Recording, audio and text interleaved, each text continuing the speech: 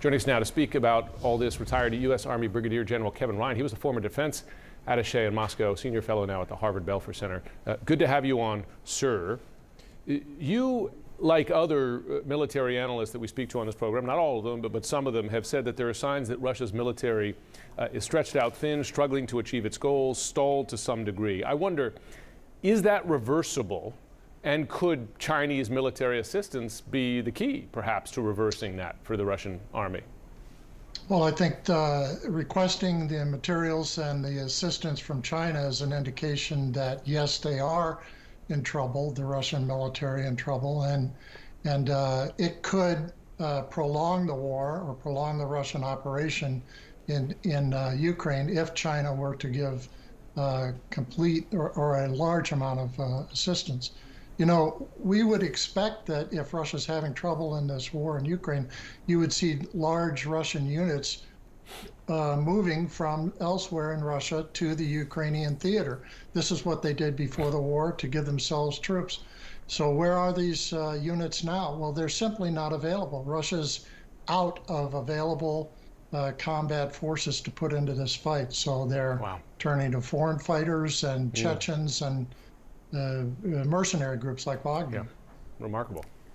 We've heard a lot about how Russia may have miscalculated here, right? Certainly didn't plan on this fierce resistance that they're seeing in Ukraine. We're also seeing Ukraine's military, cut them off in a number of different ways. And I just want to get, I know you've had a chance to look at it. I'm wondering if you could talk us through what you're seeing in this video specifically. So we have this drone video, Ukrainian drones taking out Russian tanks hidden there in the trees. How significant is that? And how much more do you think this may be happening?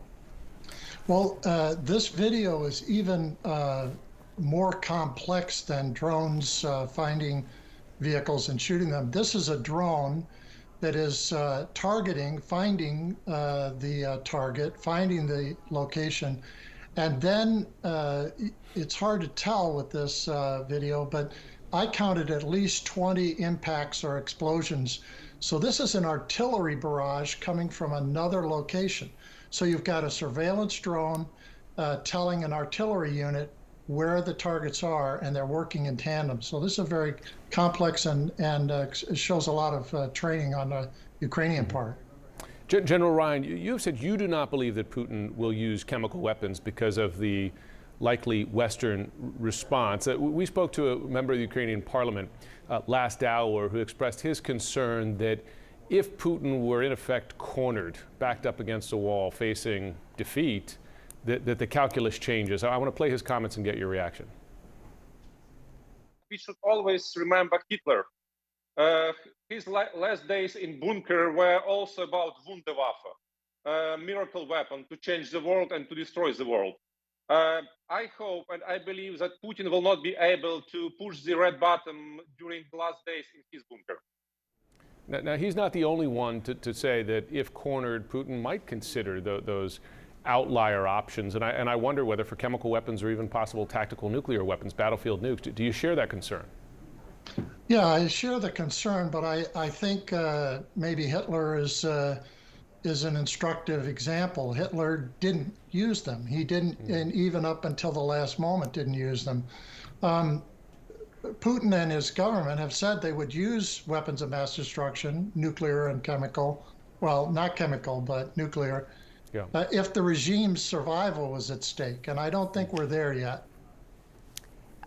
Before we let you go, former DNI James Clapper said at some point we're going to have a confrontation with Russia, that it is not a question of if, it is a question of when. Do you agree?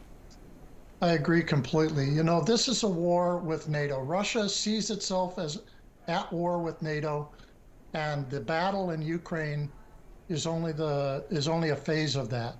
So the United States and NATO, I think, need to figure out when and how they're going to engage in this conflict with Russia. Apparently, we don't want to do it right now, but I think we should begin to have a presence in Ukraine.